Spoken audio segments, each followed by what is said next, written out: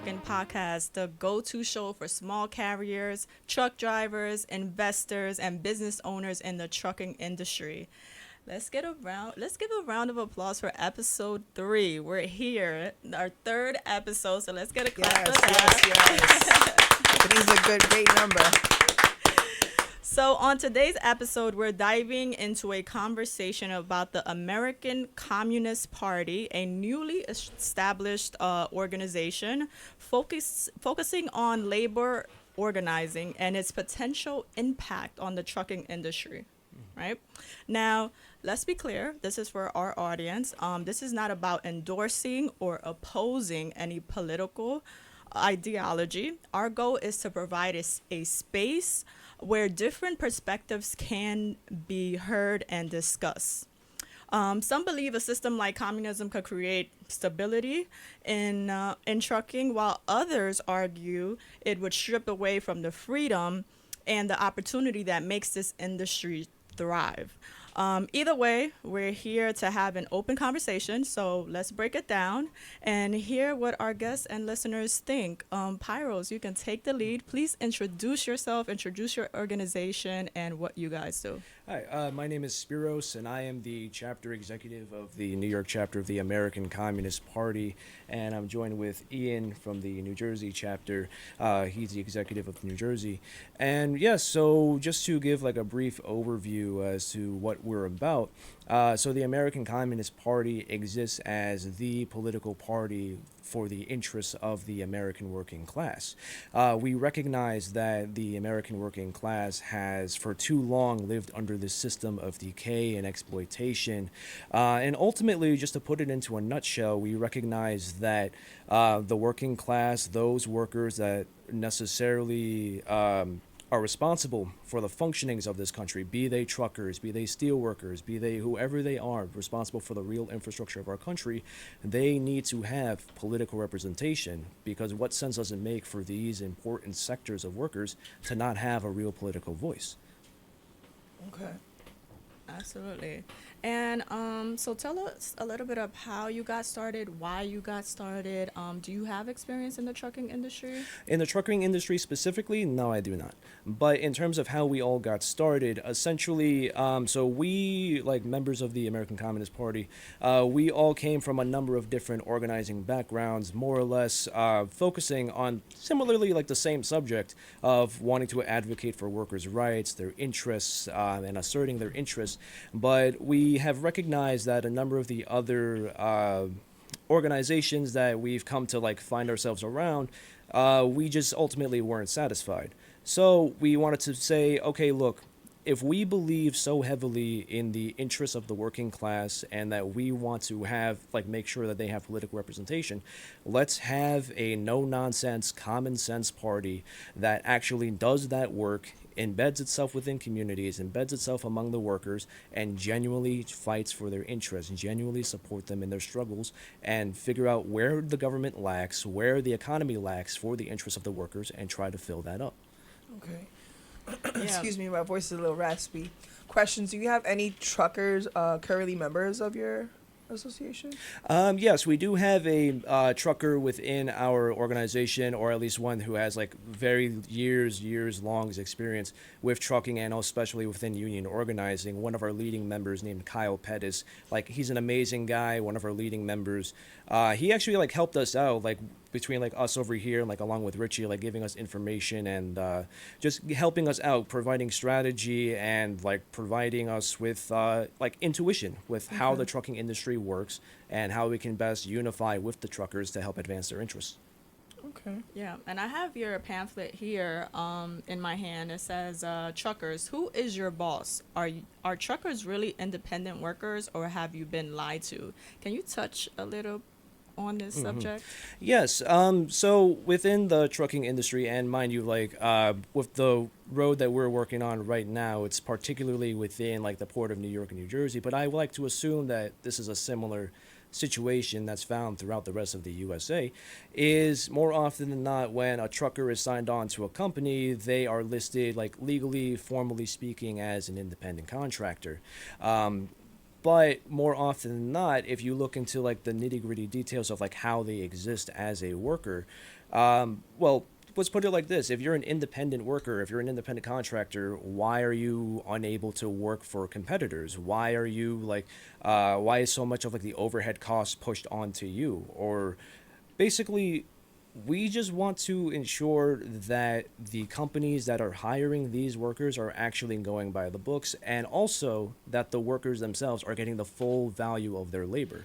And what we have been noticing, especially within the port of New York, New Jersey, and I'm sure that our friend Richie here will give like much more detail into this, clearly this is not the case. So after like the alarm was set off like on our end over here that this was going on, we said, no, this cannot happen. This cannot continue on, especially in such a major port like the port of New York and New Jersey, which supplies like this whole half of the country.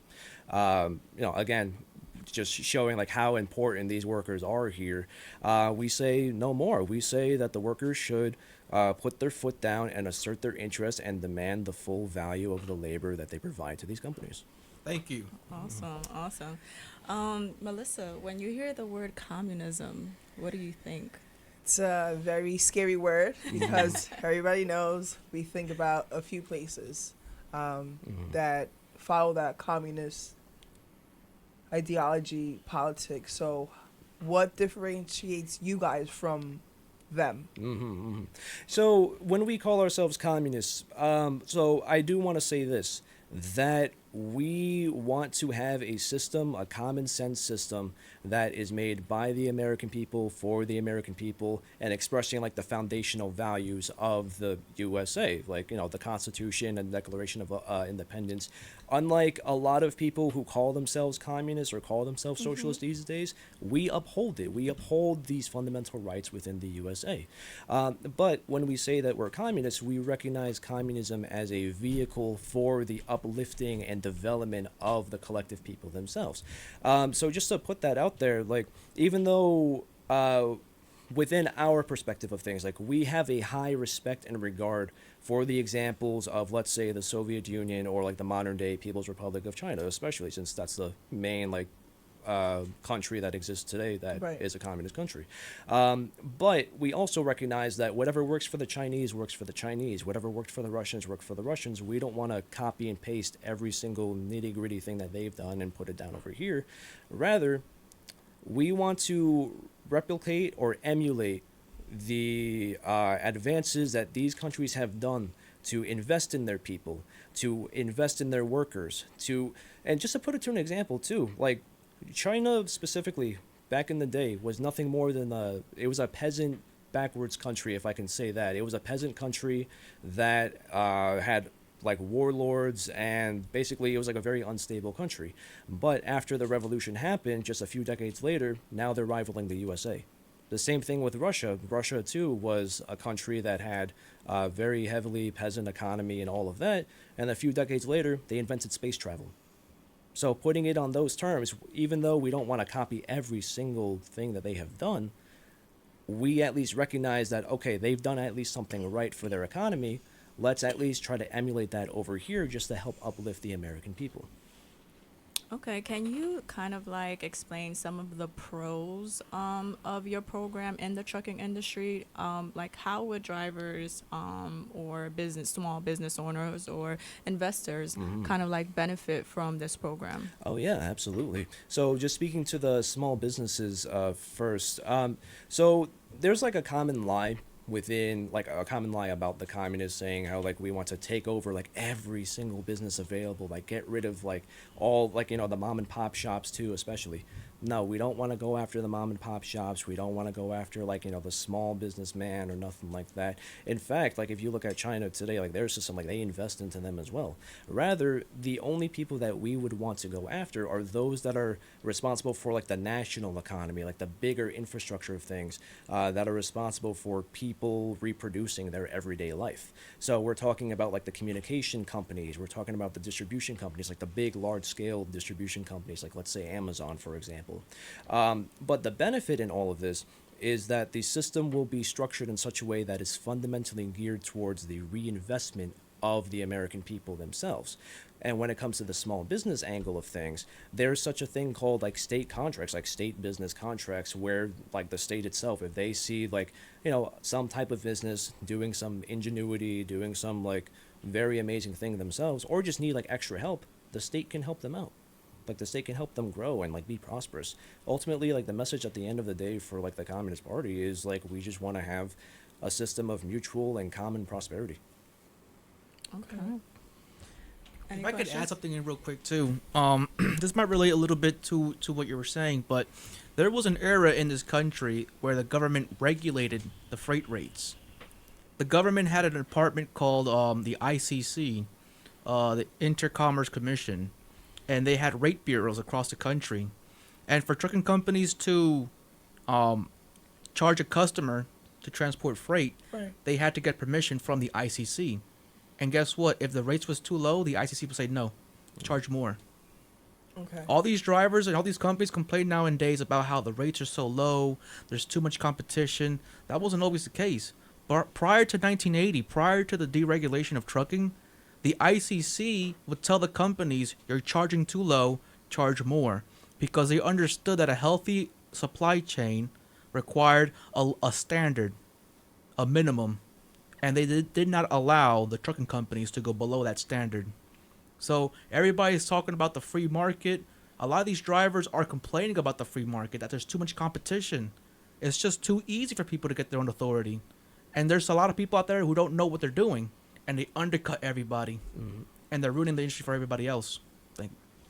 I think that's more like lack of information. I'm pretty sure a lot of people didn't know that prior to 1980 that existed the ICC.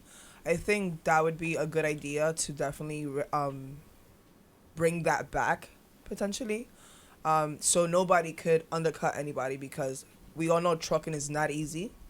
Trucking is a lifestyle, is a big sacrifice also, and I think that that would definitely change things for sure. Yeah. So, what do you guys think about like I feel like the freedom, the independence gives most people like that are new into the trucking industry, they get, like, we just had an episode last week of like why women get into it. It's the independence, the competitive pay. It's a lot of like hustle, it's a lot of hustle and bustle, and it's kind of like why a lot of people like love this. They can make their own kind of like schedules. They can have create for themselves a work and life, personal Balance. life balance. And I feel like sometimes, like, I am a small business owner in the trucking industry, and I used to have a different business model where I paid drivers a percentage of what work they did, of the work that they did, or the loads that they did, and then I just switched over to a standard rate. But what I notice is, not with all, but with some people, some drivers would get very complacent. They would get very comfortable, as from previous times when I did keep that percentage. People were eager to work. They would work harder, because they knew they had to earn kind of like their pay. Like, how do you feel like that would impact kind of like the trucking industry, or in that type of organization, or that type of like communism or communist ideology? So if I can talk on like the aspect of competition, contrary to popular belief, and mind you, there's a lot of lies said about our camp, we could be here all day talking about it, is that of competition. Like, communists themselves like have they advocate for a type of competition, but not a competition that's out for like getting on everybody's throats, but rather like the competition in the sense of like, hey, I'm able to like with my own ingenuity and with my own like efforts, my own morale, my own this and my own that, my own vigor, I'm able to actually not only produce so much wealth and so much like, whether it be like working at like a mine factory, for example. Like a famous story of like his name was like Stakhanov, if I remember correctly, in Russia, where he was like the biggest guy that like mined so much out of the mine shafts and like out of the coal mines, and like he was given rewards by the state. He was given like all this like social credit, essentially, the social what's what I'm looking for, like accolades, essentially, and like that allowed him to like not only like get all this like positive reputation, but also like bonuses, like economic bonuses, financial bonuses. Similar systems exist in China today, like among their small industry and like small business society, small business sectors, where like those that are able to prove like through their own competition that like they can do things more efficiently than the other guys, or like get more customers than the other guys, then the state gives them extra benefits to like help them out, because ultimately the focus that we have at the end of the day is like what produces the best results. But at the same time too, we don't want to leave people hanging, though. That's the thing, because like there's only so much that you can do on your own as an individual, right? Like, you know, I'm sure like, you know, as a small business owner, like you've had like certain struggles of your own that like you would love like extra help like from, whether it be other associations or, you know, what have you. But like that's where the communist angle comes into play, because like we are wealth oriented, we want to have abundance for like society itself, and that's like one of the areas that we're coming from. Ian, do you want to? Yeah. Yeah, a big part of what we're also trying to do is let you guys, help you guys and help other truckers realize the power you really hold in society. We just saw a couple months ago the ILA completely shut down the ports, shut down basically the whole country, Right. to extract concessions and to get what they deserve in terms of how much they get paid, and securities as it's concerning like automation in the future, which also threatens the trucking industry.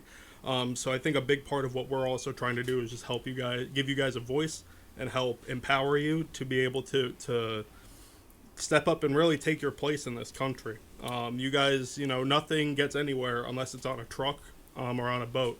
And, you know, the amount of power I think truckers have is very unrealized. And I think you guys should be getting a lot more than what you currently are under this system. Yeah, That is absolutely. definitely one Thank thing you. that I do agree with. Truckers definitely need to be respected way more.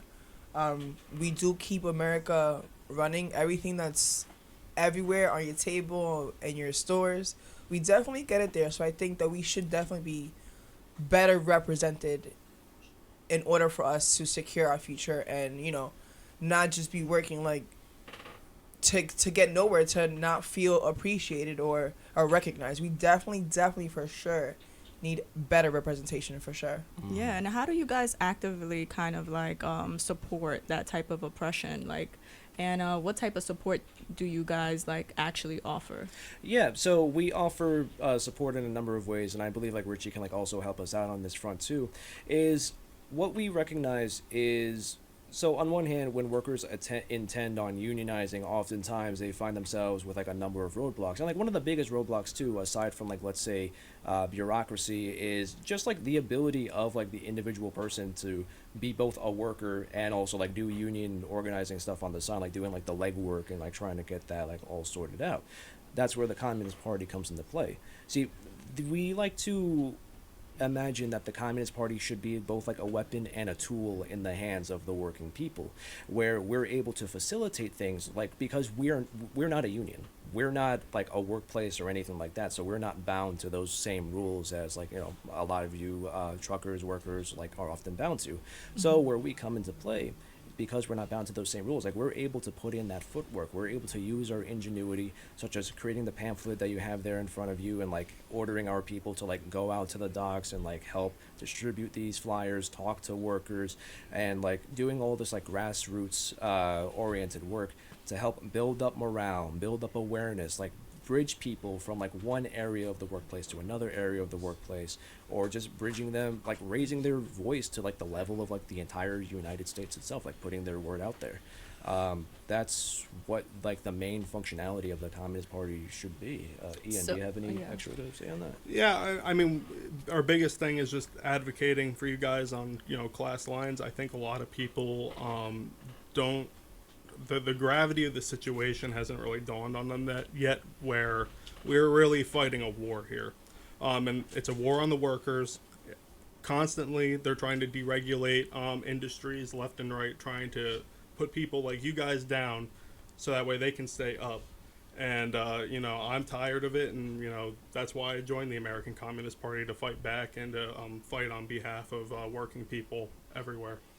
What the ILA accomplished was definitely amazing. If the truckers can figure out a way to organize themselves in that way to, get to Congress and let their voice be heard, I think it would be a very amazing thing. Yeah, like the ILA have a union and they're organized. Why not the truckers too? We had it. We were organized That's prior to right. 1980. We had it, Mhm. and we lost it because of Jimmy Carter, Mm-hmm. because he deregulated the industry. He deregulated. Yeah, like this is just like the constant like back and forth that we see like in recent history too, and like all like class history too, is like that section of the population that owns the means of production, like owns the land, owns the food, owns the factories, owns this and owns that, like they're the ones who set the rules at the end of the day, and their logic is to extract as much value out of you as possible just for their own benefit. And without Like- the working class, Mhm. those big companies wouldn't survive. Exactly. You understand where we're coming And from. Right. and it's as simple as that, really. I think a lot of people. I know communist is a scary word, but I think most people are communists and they don't even realize it yet, because it really is just common sense. Why does the bulk of the people that produce all the value in society end up getting the short end of the stick and get left behind? It's not right. And Ian, do you want to kind of like touch on what you were mentioning about Amazon? And Yeah, I see you have Amazon on you. So I got this while picketing with the Amazon Teamsters out in New York, and really it's a similar struggle. A lot of these Amazon drivers are technically 1099, contract workers, but they drive Amazon trucks, they wear Amazon, attire. And for all intents and purposes, they're Amazon workers, but the key difference is that they're not paid by Amazon, and they're an employee contractor, and they're being severely taken advantage of because, why wouldn't Amazon hire all these, independent contractors to work where they don't have to supply them benefits, they don't have to give them any kind of unemployment insurance, or anything like that. And even in the trucking industry, you guys have to, pay for a lot of your own things that really should be paid for by the company that you're leasing your truck out to. I think that independent contractor that are leased under these big companies are like mislabeled. They're not really independent contractors. They're subcontractors, because legally everyone knows that if you're leased under a company, then you cannot move any kind of freight that wasn't booked under that company. A real independent contractor is a person that has their own authority and that can move freight with 50 brokers. So that language in these contracts, if they still want to have these lease owner operator agreements, should be renamed to subcontractors. And in there, subcontractors are not really put that much responsibility on the trucker, because it's your MC. You have the authority. Why should I have to pay? I should take care of my truck. I should, maintain my truck. But why should I have to pay all these other fees that they do get charged? So that's my opinion on that. And it's Yeah. misinformation. Like everybody, I'm an independent contractor. But are you really an independent contractor? Like, really think about it. And we're going to get into that topic a little deeper with Richie. But before I get into that topic, how can people reach you guys? Like, and also, like, what type of problems do people reach you guys for? Like, they call you, they email you. What do they say? Like, tell us a Right. little bit about that. So to answer the first thing, in order to find us online, our main website is acp.us. Again, that's acp.us. And our major Twitter profile, or X, I think is the new way to say it now, it is at ACP Main. Main is spelled MAIN. You can follow us on there and keep on the lookout for updates on what we're doing on the ground across the whole country. And like if you like look through that page, you'll see like we're just nonstop embedding ourselves in communities, helping out with labor. One of the most recent amazing things we've done was like help out with relief efforts for like the California wildfires. Like we are very like duty bound to like. I assist definitely the was checking people. out your page, and I see that you guys are very involved in the community. Right, yeah, and like that's how we get people to like look into us more, like through like utilizing social media like in this way. We're able to get people to look at us, see what it is that we're doing, and that like that's exactly like how we met Richie too. Exactly, Yeah. like through our social media use, like promoting the message, our pro worker message, it resonated with him and like among other workers as well, seeing like, okay, these guys are organized, these guys are getting somewhere, maybe they can actually help me out. And so we took a chance, and here we are today. And do you Nice. guys have like a membership fee or? Right. So so we actually just rolled out this new recruitment drive that's just started like last week. So like this is like the perfect time for anybody who is like interested in like wanting to join up with the Communist Party and like help us out. This is the perfect time to do it. When you initially join up now, like there's no like direct obligations on you. Like if you just want to be a supporter, that's totally fine. The last I heard, the subscription fee is like nothing more than like a Netflix subscription, like what, like $15, like if even that.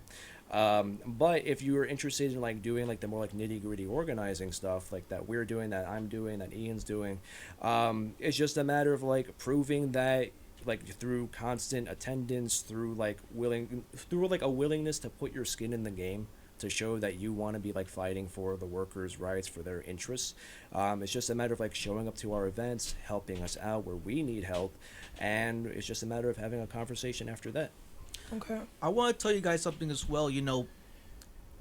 Not to confuse the audience, but there's a difference between ACP and CPUSA, because when I go on Google and I put American Communist Party, the first thing that shows up is CPUSA. And for the first 5 minutes, I thought that was you guys. So just to emphasize to the public out there, there's a difference between ACP and CPUSA. Thank you. Correct. I was looking for them, so I found Prove them correct. Yes, Okay. thank you. All right, guys. So thank you for coming on the show and sharing so much knowledge with the trucking audience. I'm pretty sure you guys have some people reach out and maybe discuss more of the topic in depth with you guys. So thank you for sharing that. Thank you for supporting trucking and everything that you do for our communities and this industry as well. Yeah, thank you for having us on. It's a All pleasure. power to the people. Hey. Right. Power to the people for sure.